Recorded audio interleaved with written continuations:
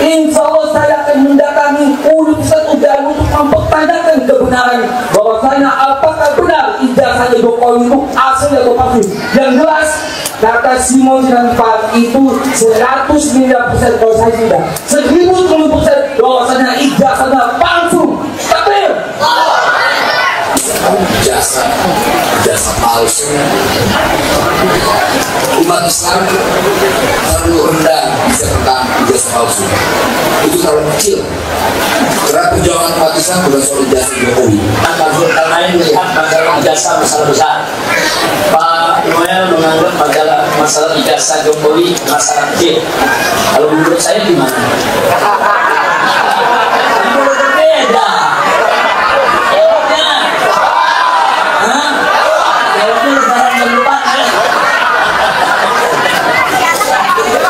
Urusan ijazah Jokowi bisa kecil bisa besar. Nah, mudah-mudahan. Islamic Brotherhood Television. Assalamualaikum warahmatullahi wabarakatuh. Waalaikumsalam warahmatullahi wabarakatuh. Khusus Al-Mukarram Al-Habib Rizik, dan kami alhamdulillah diberikan kesempatan dan kepada habaib dan ulama serta para tokoh satu persatu yang kami selalu kami muliakan. Saya mau bertanya dengan hati juga kepada Wamen juga nih. Si Wamen juga sudah tahu saya dengan menghasilkan saya nanti. Nah, begini, pelandaran diri, saya Sundarain. Nama saya Sundarain, saya bagian dari PTWA. Gitu. Pelanggaran demi pelanggaran yang dilakukan oleh aparatur sehingga pelanggaran itu tidak bisa ditegakkan dengan narasi dan kebenaran ini, seakan-akan kebenaran ini hanya dongeng belaka. Itu yang pertama. Artinya pelanggaran apa? Pelanggaran HAM yang dilakukan oleh pejabat-pejabat khususnya Kapolri. Kenapa Kapolri tidak bisa menindaklanjuti dengan terjadi kejujuran dengan kilometer 50, bahkan juga pelanggaran-pelanggaran yang lainnya? Pertama kali pelanggaran-pelanggaran yang mengancam Joko Widodo adalah saya 2014 sampai 2015 saya tidak setuju bahwasanya pelanggaran-pelanggaran di Bandara Soekarno-Hatta, dan saya korbannya. 2019 ini juga korbannya, sampai saya digebukin, di penjara, mata saya ditutup, sehingga ambulan yang tidak berdosa disetop. Di dalam undang-undang Unipa, undang-undang itu tidak boleh ambulan disetop, ini disetop, disiksa, dipukuli. Ini bagaimana pelanggarannya setiap hari. Dan yang kedua, ini masalah tentang ijazah. Habib, saya mohon izin, saya mohon doa kepada semua yang ada di sini. Insya Allah saya akan mendatangi Universitas UGM untuk mempertanyakan kebenaran bahwasanya apakah benar ijazahnya Jokowi itu asli atau palsu. Yang jelas kata Simon Simanjuntak itu 100 miliar persen, kalau saya tidak 1010% bahwasanya ijazahnya palsu. Takbir. Jadi gini, ya, saya mohon doa juga. Setiap hari Jumat saya datang ke, tidak pernah saya hadir terus datang Jumat, tapi tiba-tiba saya hadir kok tidak ada. Mungkin karena saya tidak confirm ya kepada ini, saya tidak tahu apakah nanti akan ada lagi hadir untuk untuk HAM. Karena HAM itu harus menegakkan kebenaran ini di muka bumi ini. Kenapa? Karena pelanggaran-pelanggaran itu dilakukan dengan sengaja secara brutal yang mereka lakukan kepada rakyat Indonesia. Yang ketiga, yang keempat, bagaimana manusia mau kerja sementara pabrik tutup? Jangan salahkan nanti tanggal berapa tanggal mainnya. Kami memberikan waktu tanggal 17. Jika tanggal 17 tidak ada komen tanggal 20, kami akan sembuh yang namanya DPR. Dan mohon izin lagi, saya tidak pernah takut. Bahkan di dalam orasi saya, hai pejabat-pejabat biarkan, silakan tembuskan peluru-peluru kalian ke dada saya. Saya tidak pernah takut pada kalian. Kenapa? Karena peluru-peluru kalian tumpul buat diri saya. Hari ini saya mati, besok juga kalian mati. Kenapa? Karena saya karena saya berjuang untuk membela kebenaran. Apalagi ulama kami di sini, bahkan ulama kami di Madura di sini, kami bakar itu untuk bersidang. Saya bakar dibakar Madura. Sekian hati saya akan bersemuanya. Terima kasih. Wassalamualaikum warahmatullahi wabarakatuh. Waalaikumsalam. Rasanya kayak orang sedih.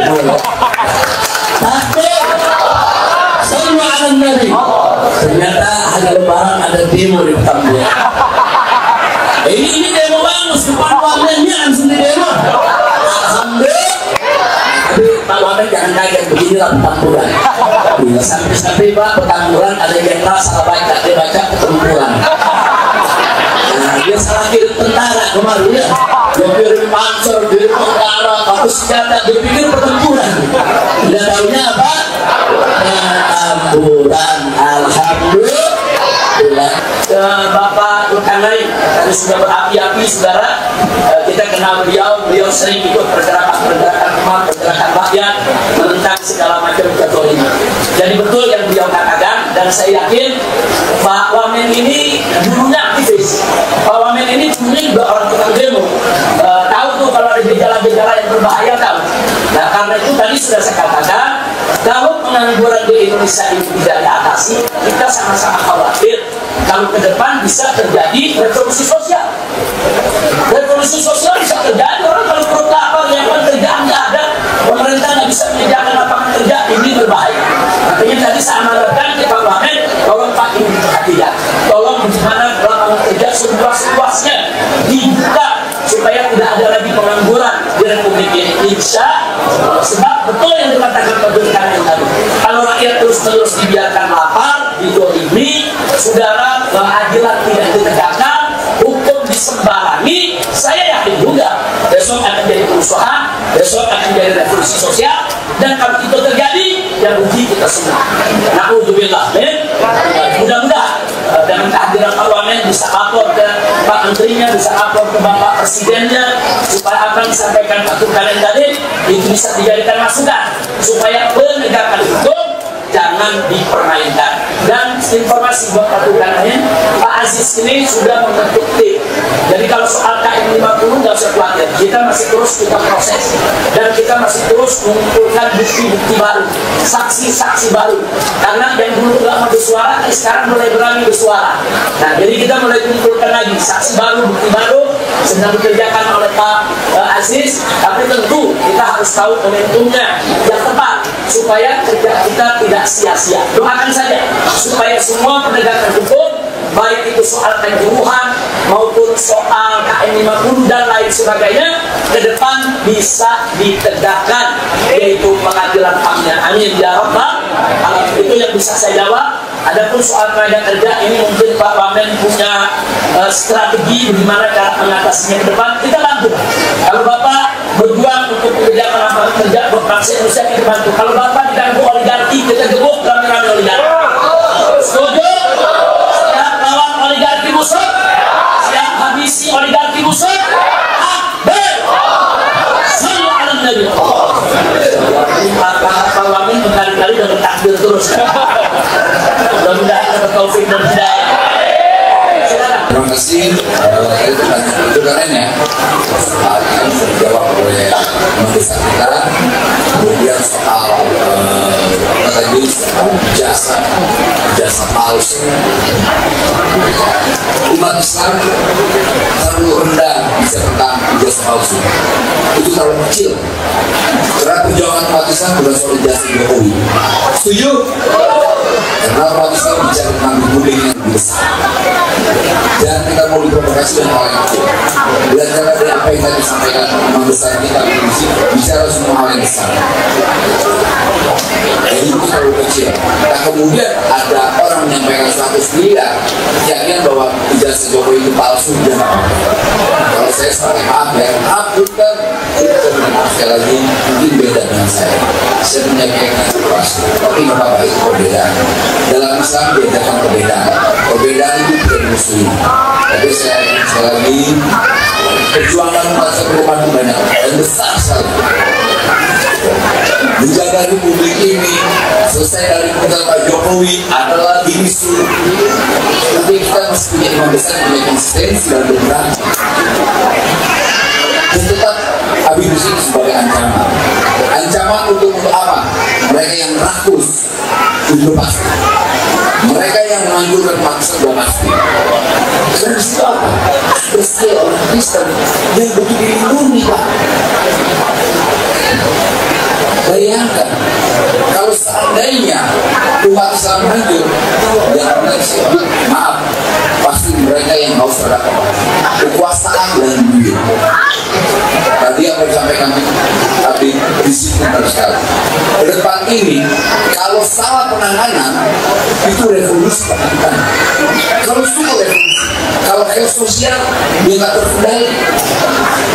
Di sini enak, saudara-saudara saya di sini itu dipimpin oleh Habib Rizik langsung, tidak berhenti dan jalan-jalan.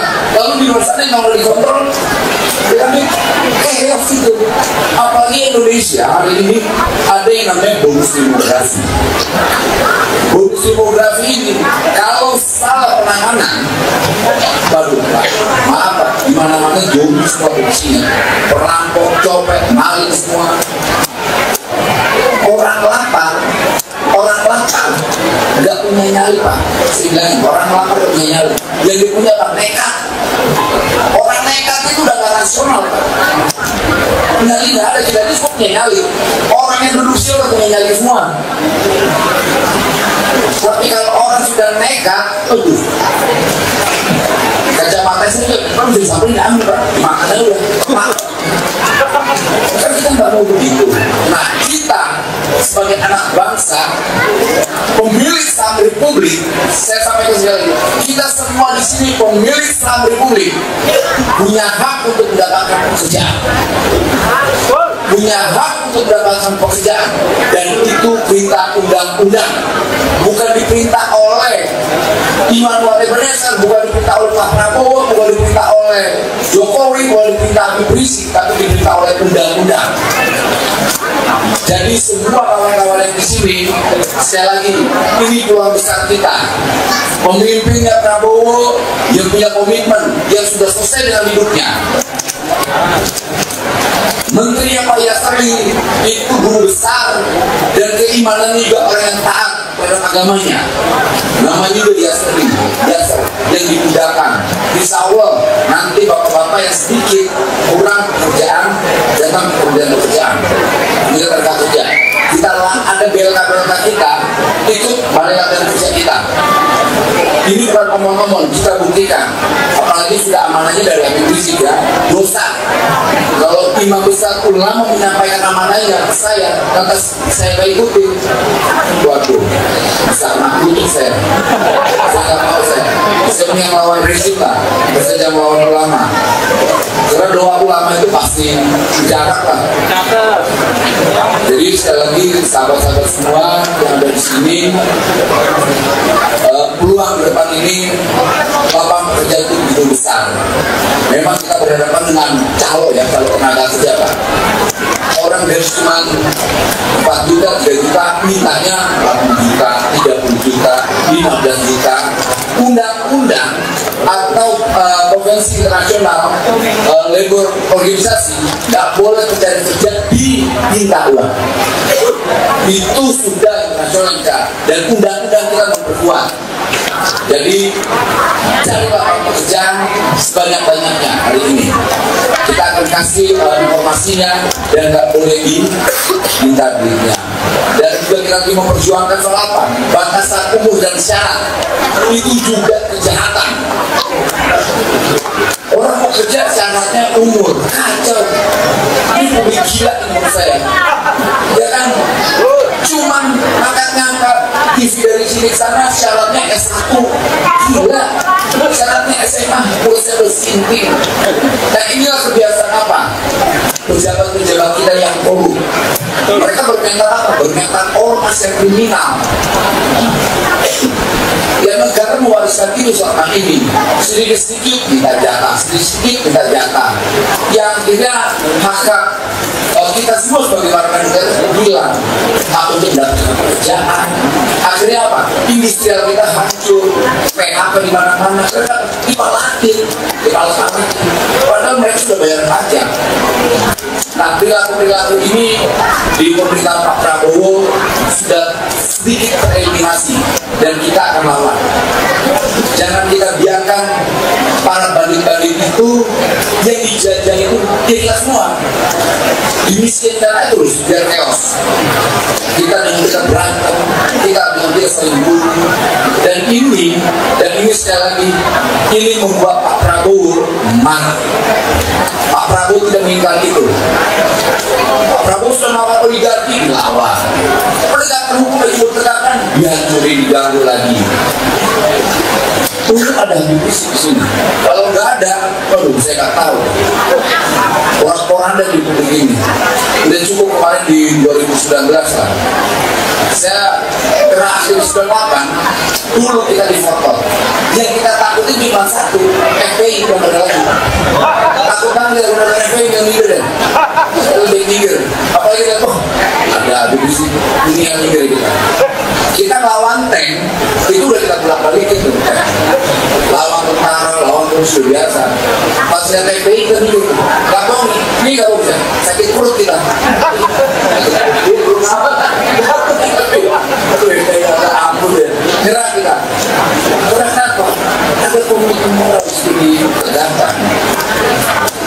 Jadi sekali lagi itu bapak-bapak semua yang dari pertanyaan itu, kami punya balai latihan kerja kawan-kawan, datang balai latihan kerja kita gratis, ya.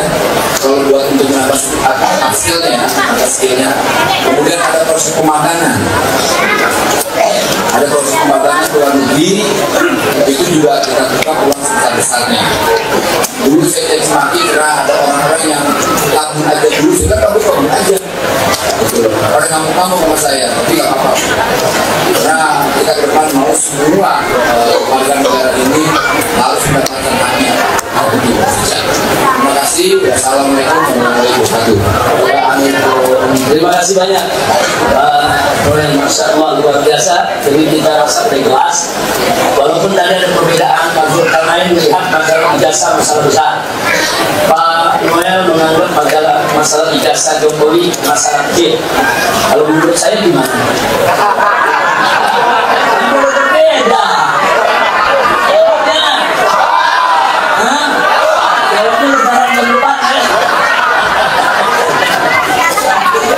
Urusan ijazah Jokowi bisa kecil bisa besar. Nah, mau tahu nggak? Barang-barang sekarang juga bisa kecil bisa besar. Dan betul Pak Zulkarnain bisa jadi masalah besar. Betul juga Pak Noel bisa jadi kecil. Kecilnya kalau gimana? Kalau Jokowi langsung menunjukin biasa. Kecil selesai itu ya Pak. Ini jadi besar gara-gara biasa diumpetin terus. Akhirnya jadi berlarut-larut, jadi polemik. Sudah kalau saya nggak pusing-pusing, saya tanya, betul punya ijazah S3, betul? Mana buktinya? Saya tunjukin selesai. Betul. Jadi masalah kecil bisa juga hakim sendirilah. Saya udah Bang, ini pertemuan luar biasa. Saudara bagus tadi yang sudah disampaikan kemarin. Nggak apa-apa kita berbeda silakan, nggak apa-apa. Tapi betul yang beliau maksudkan tadi itu apa-apa yang kita lihat sebagai musuh bersama ya kita lawan bareng. Nah, jadi seperti apa? Seperti oligarki musuh, koruptor. Ini kan musuh bersama kita semua. Nah jangan sampai mereka menggerogoti daripada negara ini, kemudian kita menjadi terpecah belah dan negara kita hancur. Gak boleh. Negara kita harus tetap utuh sebagai NKRI. Insya Allah. Saya tanya semua, siap bersatu? Siap terus berjuang? Siap menjaga NKRI? Siap menjaga negara? Siap membela bangsa? Siap membela agama? Takbir! Angkat tangan semua, takbir! Sallallahu alaihi wasallam. Jadi pokoknya selama Pak Prabowo dan seluruh kabinetnya memerangi korupsi, kita dukung dia. Selama beliau berkomitmen untuk terus menjaga persatuan-kesatuan, kita dukung beliau. Tapi kita minta jangan omong-omong aja nih. Tapi betul-betul Prabowo betul-betul berjuang dan kita akan selalu menyertainya. Betul? Betul? Yang penting jangan kayak kemarin tuh hidup Jokowi, kacau dah. Kacau. Pasti berbahaya. Saya tegur dijawab sama orang-orang Prabowo itu keceplosan. Kenapa keceplosannya begitu? Keceplosannya tangkap Jokowi begitu dah. Tapi betul tadi yang disampaikan oleh Pak Aziz Yanuar, segala problem di negeri kita termasuk urusan Pak Jokowi sekalipun, silakan tuduh beliau dengan aneka ragam tuduhan, tapi kita mesti punya bukti dan proses di jalur hukum, saudara. Siapapun kita nggak peduli, Pak Jokowi kah, Pak Luhut kah, siapapun yang betul-betul kita punya bukti mereka melakukan korupsi maupun nepotisme, kita tempuh jalur hukum. Siapapun di negeri ini tidak ada yang kebal hukum. Betul? Siapapun yang salah harus diproses hukum. Setuju? Siap kalau hukum? Siap tegakkan hukum? Takbir! Semua alun-alun. Tapi keluar dari sini damai-damai aja ya. Karena masalahnya lagi lebaran dari tadi kayak orasi dulu.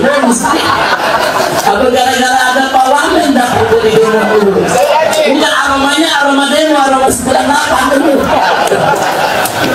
Dan terima kasih buat Pak Nul, beliau kemarin itu luar biasa melakukan pembelaan habis-habisan kepada Haji Munarman saat ada terorisasi Haji Munarman. Beliau ini kawan baik Haji Munarman. Dulu semasa jadi aktivis, saudara, Haji Munarman diterorisasi. Beliau bukan teroris, difitnah, diterorisasi. Tapi alhamdulillah, walaupun berbeda jalan dengan Pak Nul ketika itu, tapi tetap beliau memberikan pembelaan kepada Pak Munarman di pengadilan dan seterusnya untuk membuktikan kalau Haji Munarman bukan teroris. Nah, saya berharap di periode sekarang dan seterusnya Pak Nul tidak ada lagi terorisasi, tidak ada lagi kriminalisasi, tidak boleh ada lagi penghinaan penodaan terhadap suatu agama, tidak boleh ada lagi penodaan penistaan terhadap ulama. Insya Allah, mudah-mudahan kita baca surat Al-Fatihah, kita mohon kepada Allah agar kita semua disatukan dalam iman, dalam Islam, dalam ihsan. Amin ya rabbal alamin. Setelah ini kita akan bersamaan foto-foto, tapi kita minta cepat karena udah masuk waktu asar nih. Berkelompok, jangan dua orang. Nah, pertama saya akan berfoto dulu dengan para tokoh yang di depan, dan kalau Pak Nul punya ada staffnya yang ikut, silakan ajak maju ke depan, kita foto bersama para tokoh di sini. Setelah itu kita serahkan ke Habib Hussein untuk atur semua, dibantu nanti Habib terus dan lainnya, Ustaz Adi Ambi per kelompok. Kalau kelompoknya lebih besar lebih baik didahulukan. Kalau rombongan 20 orang, 30 orang lebih baik didahulukan biar lebih cepat selesai. Insya Allah. Jangan lupa ya, Selaman jangan main tarik deh. Nah, ini kalau main tarik bubar urusan. Selaman aja biar kita ini hari suasananya luar biasa, bandol, begitu baik. Itu saja. Akhirnya dari saya, yuk kita baca surat Al-Fatihah agar Allah menjadikan Indonesia baldah thayyibah, baldah mubarakah, agar Allah Subhanahu wa taala memberikan taufik hidayah kepada seluruh para pemimpinnya, dijadikan pemimpin yang adil, yang jujur, yang amanah, negaranya dimakmurkan. Dan kita mohon kepada Allah agar negara ini dijaga dari oligarki busuk, dari pejabat-pejabat bedah, dari para perusak dan pengadu domba umat. Ala hadhihi ya wal kulliyyatin salihah. Wa ila hadratin Nabi Mustafa sallallahu alaihi wasallam bi sirril Fatihah.